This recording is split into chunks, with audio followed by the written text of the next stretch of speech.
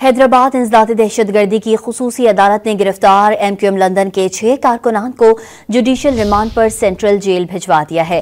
Police ने MQM London के गिरफ्तार कारकुनान को अदालत में पेश किया और 14 रोजा रिमांड की इस्तदा की, लेकिन अदालत ने कारकुनान को जुडिशियल रिमांड पर सेंट्रल जेल भिजवाने का हुक्म दिया। अदालत ने आइंदा समाअत 18 दिसंबर तक मुलतवी कर दी और आइंदा समाअत पर मुल्जिमान को दोबारा पेश करने का हुक्म दिया। मुल्जिमान पर रैली निकालने के लिए बानी MQM के हक और रियासत मुखालिफ नारेबाजी के इल्जामात में मुकदमा दर्ज है। हैदराबाद इंसदाद दहशतगर्दी की खुसूसी अदालत ने गिरफ्तार MQM लंदन के 6 कारकुनान को जुडिशियल रिमांड पर सेंट्रल जेल भिजवा दिया है।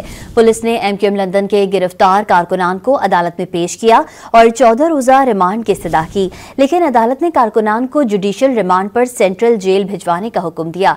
अदालत ने आइंदा समाअत 18 दिसंबर तक मुलतवी कर दी और आइंदा समाअत पर मुल्जिमान को दोबारा पेश करने का हुक्म दिया। मुल्जिमान पर रैली निकालने के लिए बानी MQM के हक और रियासत मुखालिफ नारेबाजी के इल्जामात में मुकदमा दर्ज है।